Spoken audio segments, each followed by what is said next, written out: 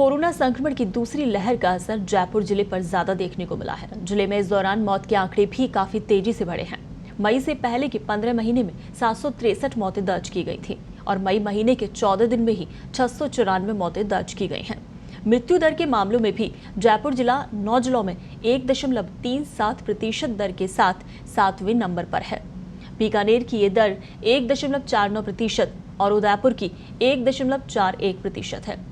इधर कोविड सुधार मापदंडों में जयपुर जिला दूसरे जिलों से काफी पिछड़ गया है। मई में जिले की रिकवरी दर मात्र 71.49% रही है, जबकि जोधपुर जिले ने रिकवरी 94.67% रही। अजमेर जिले की रिकवरी दर तो 111.37% रही है।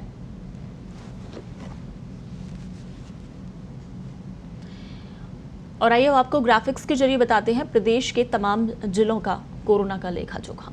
तो जिले वाइज बात करें, सबसे पहले अजमेर जिला जहां 6,717 संक्रमित सामने आए, अभी तक 7,481 रिकवर हुए हैं और टोटल 72 लोगों की मौत हुई है अभी तक।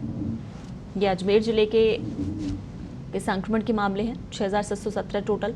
अलवर जिले की बात करें तो टोटल 13,372 मामले सामने आए हैं, 13,229 रिकवर हुए हैं और 83 मरीजों की यहाँ मौत हो गई है। भीलवाड़ा जिले की बात करें तो 6,298 संक्रमित सामने आए, 4,396 रिकवर हुए हैं और 51 मरीजों की मौत हुई है। भीलवाड़ा जिले में टोटल 6,298 संक्रमित और 51 की मौत। बीकानेर जिले की बात करें तो 8,021 संक्रमित सामने आए हैं, 8,852 रिकवर हुए हैं और मौत 120 की हुई है। जयपुर जिले में जहां 50,506 संक्रमित सामने आए हैं, 36,110 रिकवर हुए हैं, 694 लोगों की जयपुर में मौत हो गई है। इधर जोधपुर जिले में 24,681 संक्रमित सामने आए, इनमें से 23,366 रिकवर हुए और 317 लोगों की मौत हो गई। कोटा जिले की बात करें तो 10,404 संक्रमित सामने आए हैं, 9,572 लोग इनमें से रिकवर हुए और 83 लोगों की मौत हो गई कोविड से।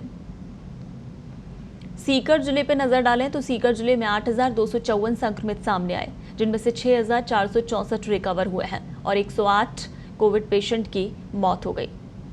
उदयपुर जिले में जहां 14,810 संक्रमित सामने आए हैं, जिसमें से 14,196 रिकवर हुए हैं और 209 पेशेंट की मौत हो गई। इधर अजमेर जिला जहां 6,717 संक्रमित सामने आए, 7,481 रिकवर हुए और 72 की मौत हो गई। अलवर जिले में 13,372 संक्रमित सामने आए, जिनमें से 13,229 रिकवर हुए और 83 मौतें हुई हैं।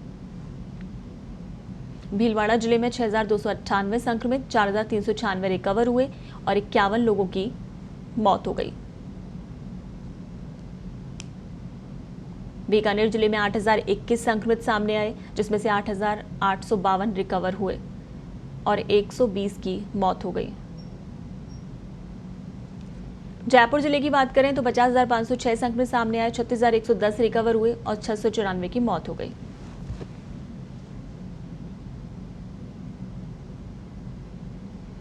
चलिए अब नजर डालते हैं ध्यान रखने वाली बातों पर कि बच्चों को घर में भी सोशल डिस्टेंसिंग से रहना सिखाएं, क्योंकि ये कहा जा रहा है कि संक्रमण अब बच्चों पर हावी हो सकता है।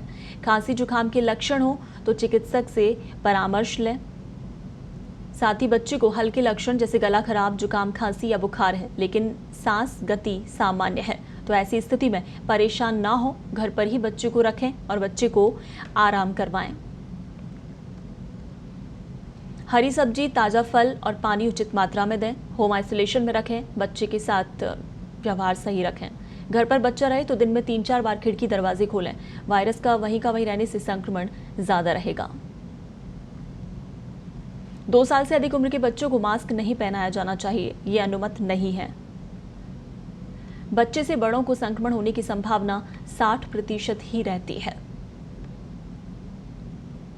तो ये कुछ बातें हैं जो कि बच्चों को लेकर ध्यान रखने की जरूरत है, क्योंकि अभी संक्रमण जिस तरह से लगातार कहा जा रहा है कि तीसरी लहर बच्चों के लिए भारी पड़ सकती है, तो बच्चों को घर में रहकर भी सोशल डिस्टेंसिंग सिखाना जरूरी है। साधारण लक्षण नजर आ रहे हैं तो बच्चों को किसी अन्य बीमारी के शिकार बच्चे हैं तो उन्हें भर्ती करवाया जाना चाहिए। साधारण लक्षण होने पर आप घर में ही उनका इलाज किया जा सकता है। वहीं ऑक्सीजन सैचुरेशन 90 से नीचे आ रहा हो, सांस की गति बढ़ रही हो, ठंडा पड़ रहा हो तो डरने की बात नहीं है, लेकिन सजग रहने की जरूरत है।